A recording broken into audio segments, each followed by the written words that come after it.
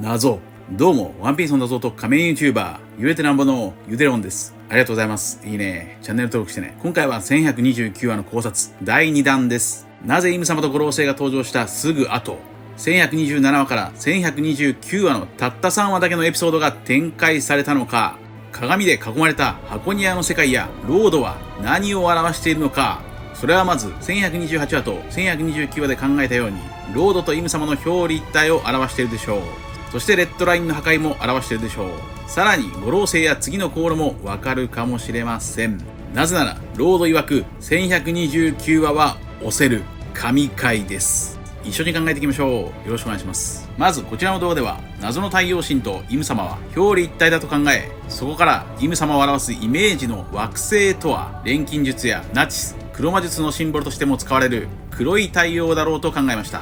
2年前、こちらの動画ではイム様とは月の神だと考えましたが、月を表しているのはガーリング星でしょう。すると月火水木金土が揃っていますから、イム様は残りの太陽、黒い太陽でしょう。白い太陽のルフィと黒い太陽のイム様という対比です。次に1129話では、謎の太陽神がロードという名前だと明かされています。そこからロードとイムの表裏一体を考えました。さらにロードが作った箱庭の世界とはワンピースの世界にそっくりだとも考えました。世界中ユグドラシルは幼獣イブを表し、偽りの神の国は聖地マリージョアを表すだろうと、そのように考えると様々な謎が解けるかもしれません。最も不思議な謎は、なぜルフィたちは箱庭の世界の出口を目の前にして真逆に進行したのかです。ここは明らかに不自然な物語構成です。ルフィたちはキザルや五老星など覇気によってある程度相手の強さが分かりますから、ロードが強くないと分かるでしょう。ウソップに配慮して巨人との戦いを避けたいのは分かりますが、目の前に出口を見つけたのに振り返って真逆に逃げるのはおかしいです。つまり何が言いたいのかというと、ロードとはグランドラインの最終地点、ロードスタートを表すかもしれません。つまりルフィたちは箱庭の世界と同じようにロードスタートにたどり着いた後、聖地マリージョアを目指して U ターンするのではないでしょうか。そしてレッドラインの壁を破壊すると、これはルフィたちが乗った猫の王イスカットからもわかる。イスカットはおそらく猫の実モデルライオンでしょう。ライオンといえばサニー号であり、イスカットに乗るルフィはまるでサニー号の選手に乗っているかのようでした。さらにロードが作った世界とは鏡の国であり、箱庭の世界であり、偽りの世界ですが、箱庭の世界とはおそらくドフラミンゴの鳥かごのように逃れられない世界のイメージでしょう。上空に浮かぶ古代兵器からは誰も逃れられません。さらにナミは反対側の鏡にロードの神殿が映っていると言っていましたから、やはりロードとはイム様の表裏一体キャラか。そのように考えると、イム様とはやはり巨大な悪魔か。そんなロードはトナカイの仮面をかぶっていましたから、以前考えたようにイム様とは悪魔の実の中にいた悪魔に精神を乗っ取られているのか、食べられているのか。そしてさらに気になるシーンはルフィが鏡に映ったシーンです。このシーンがもしも最終章に反映されるなら、イム様の顔はルフィに似ている可能性？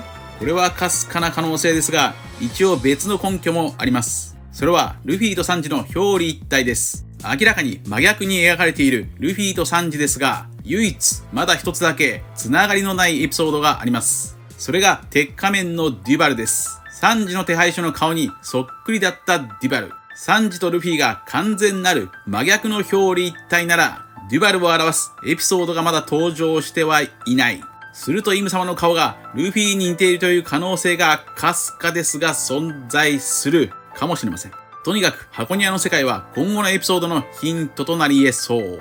すると五老星はどこで表現されているのでしょうか。それはもしかするとルフィ、ゾロ、ナミ、サンジ、ウソップの5人でしょうか。なぜチョッパーだけ鏡の向こう側にいたのか。それは5人が五老星を示唆していると考えられます。この5人はロードが作った衣装に衣替えさせられていました。つまり五老星もイム様によって何らかの衣替えをされたのか。五老星たちはイム様から能力を授かったのか。そしてロードはルフィやナミたちを生き人形、リブドールと呼んでいました。となると五老星たち5人もイム様の生き人形だというのか。さらにロードは生き人形たちにフォダーという食料を与えていました。フォダーとは家畜の餌ですから、生き人形イコール家畜。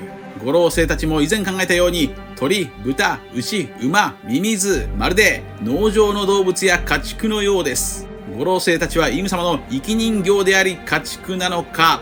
いや、しかし、ロードとイム様は完全なる鏡の表裏一体だと考えますから、五老星とは生き人形ではなく死の人形なのか。こちらの動画ではイム様とビッグマムの表裏一体から五老星とはある意味で死んでいると考えました。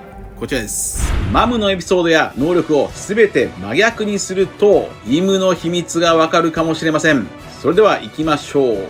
マムは母の日という技を使います。イムはマザーフレームという古代兵器を使います。マムの夢はあらゆる種族と同じ高さの目線で食事をすること。イムは逆に人種差別を行い、庶民よりも高い位置に住んでいる。そして珍獣コレクターのマムはルナーリア族キングを欲していました。イムは逆にマリージョアに存在したルナーリア族が住む神の国を滅ぼしています。マムはカルメルの写真を額縁に入れていました。イムはリリーの写真を額縁に入れていました。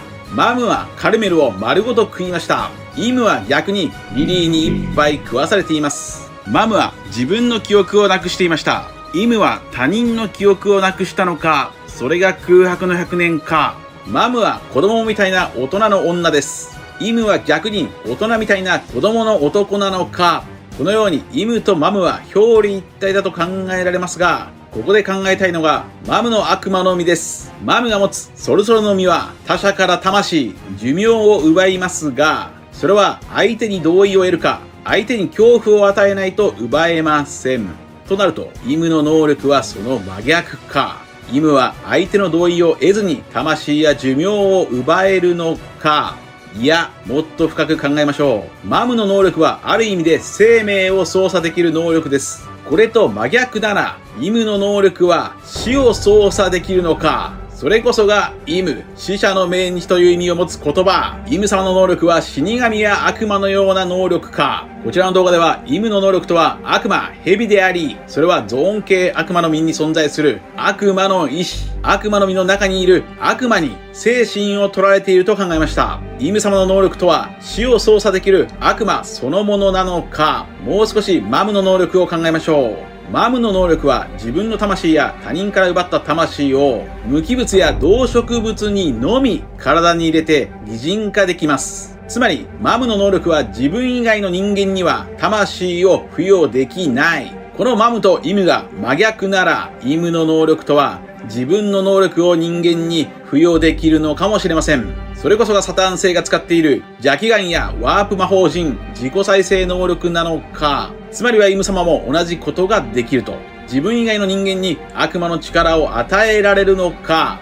例えばマムに魂を捧げるとトットランドの居住権が手に入ります。これと逆にイムに死を捧げると不死身の能力が手に入る。死を捧げるとは逆に言えばいつでもイム様はそのものを殺せます。マムは他者の魂を奪うが、その人は一定条件下で生きていける。モリアは他者の影を奪うが、その人は夜中だけ生きていける。イムは他者の死を奪うが、その人は奴隷となって永遠に生きられる。このような関係性でしょうか。つまりイム様に死を捧げた、あるいは奪われた時点で、その人はある意味でそこで死んでいますが、逆に言えばイム様が許す限り永遠に生きていけます。何をもって死とするか。ベアバンクの死の概念とは真逆です。ベアバンクは体を奪われても存在のみで永遠に生きられる。サテライトたちは我々の概念では死んでいるが本当は死んでいない。逆に五老星たちは我々の概念では生きているが本当は死んでいるのか。まとめましょう。イム様の能力とは悪魔の実の悪魔であり、その悪魔の力を与える代わりに他人から死を奪い、他人に対して生かすか殺すかを選択できる権利を得る。生殺与奪の権利を持つのがイム様の能力か。だから五老星たちは仮初めの永遠の命を手にしているのか。それはいわば奴隷契約であり、悪魔の契約か。イムとはイム。死者の命日の能力を持っているのか。はい。そしてロードもまた、イム様と表裏一体キャラだな。ロードが飼っている生き人形とは反対に、イム様が飼っている五老星とは、もしかするとある意味で死の人形なのかもしれません。以上です。1127話から1129話の3話だけで描かれた謎の国の冒険。そこにはワンピースの今後の秘密が描かれているかもしれません。なぜなら1127話から1129話が収録される関数は、日が3つで秘密。以上です。皆さんはどう思われましたか？ありがとうございました。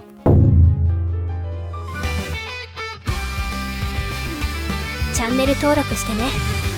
謎を解く鍵はより一体語呂合わせ、最強は数の理論に滑り倒すダジャレと音痴な私の考察には敵が多すぎる。